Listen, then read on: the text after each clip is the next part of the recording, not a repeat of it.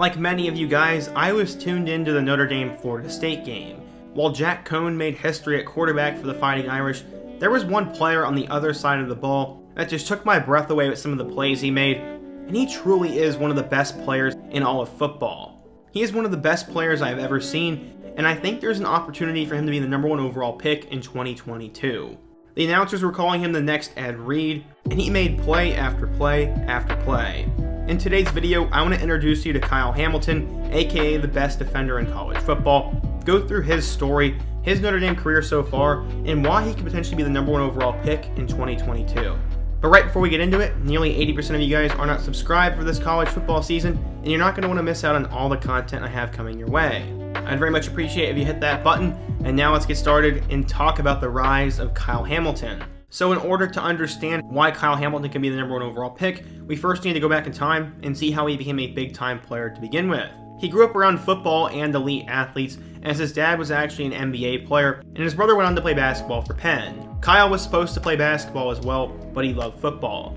At 5 years old, he was actually running around one of LSU's football summer camps, and then offensive coordinator Jimbo Fisher actually scouted the kindergartner. He apparently stood out to Jimbo, and his mom had this to say about Jimbo. He asked how old Kyle was. I told him he was 5, and he said don't worry about it. His 5-year-old was at the camp too. He said that because the minimum age was 7 years old, but Kyle really stood out, even though he was 2 years younger than everyone else. Flash forward to 3rd grade, Hamilton hit one of his friends so hard in football practice that his friend wanted to quit. He's tried to make that reaction a habit from everyone he plays. When he was in middle school, he would have Sunday dinners with Atlanta Falcons offensive tackle Bob Whitfield and some other guys. Later on in the offseason, he also trained at a club with NBA players such as Jody Meeks and Jordan Hill. When he got to Marist High School, he started to pick up on the basketball scene, and some were worried he would quit football and just focus on the hardwood. Then he got a Florida Atlantic offer, and then a Louisville offer. This would change the game according to his mom. She said, quote, okay, maybe there's something to this football thing. As for what school he'd go to and where we thought he could play, it was more so Duke, Virginia, Wake Forest, or good academic schools with decent D1 football. It made sense because when things started, he was a low-end 3-star recruit, but he would eventually pick up some impressive offers. He was seen as a 3-star prospect with 5-star player offers, and the first major school to go after him was Clemson. Then, the day after, Notre Dame would offer. He'd eventually commit to Brian Kelly, and then he would focus on his senior year of high school football. He played on both the offensive side and the defensive side, and he was a first-team All-State player in the state of Georgia. His frame, speed, and athleticism is exactly what they wanted in a playmaking safety. He obviously chose the Irish over offers including Ohio State, Michigan, Clemson, Georgia, and Stanford. He went from a low 3-star recruit to a 5-star, and scouts had this to say, quote, Hamilton's length has made him unique in our eyes since we first saw him at the Army Combine last January, but he was still learning the safety position. During the offseason, he really emerged as one of the top risers on the camp circuit, and now that he has translated over to senior film, the Notre Dame commit has emerged as a dominant presence to match his physical trait. Basically what they were saying is he had the potential to be a 5-star, but he wasn't quite there yet, and he finally put it all together. He was obviously seen as a big-time player, and he could have had a major ego, but he chose to stay humble, and he actually didn't like the spotlight. He said, quote, I don't want others to feel left out or getting looked down on me. I always like to keep stuff low-key. I don't really like to talk about recruiting. If I'm talking to people, I don't even want them to bring up Notre Dame stuff. I'm a little self-conscious. The school he went to was a private school, so he said he was very happy he had to wear the school uniform, so he didn't have to wear his football stuff around all the time. Hamilton ended up blowing up into one of the top players in the Notre Dame's 2019 class. According to the 24/7 Sports composite, he was a 4-star recruit, the number 5 safety, and the 60th best player in the class of 2019, while some other sites listed him as a 5-star. He was now going to bring his talents to South Bend, but just how quickly would he play? When he arrived at Notre Dame, he had a lot of hype. The first game that he would ever play in came against Louisville. This was a road matchup with the Cardinals, and the game was closer than many people expected. He'd register 4 tackles.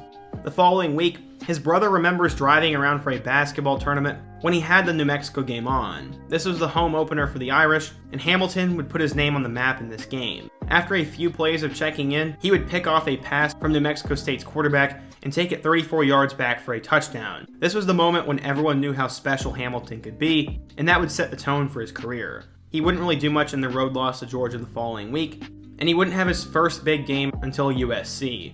In a 30-27 win, the Irish held off Keaton Slovis and Marquise Stepp, and Hamilton had 8 tackles in that game. He also registered a pick against both Virginia and Virginia Tech, and also helped them beat number 23 Navy. And then he would finish the year at 4 tackles in a road win against Stanford. He'd helped the Irish get to the Camping World Bowl, where they were matched up with Iowa State.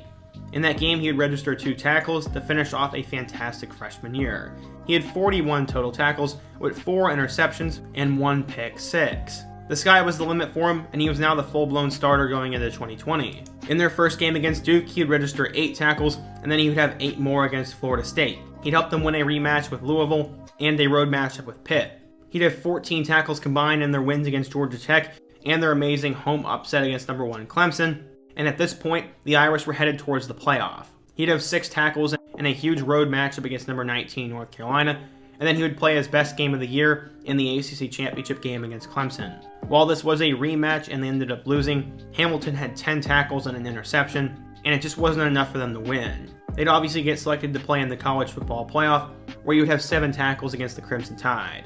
Apparently, Hamilton had not been scored on the entire year, and teams would purposely not throw the ball anywhere close to him because if it came into his hands, he was going to intercept it. He finished his sophomore year with 63 tackles with 1 interception, and that was a little bit disappointing.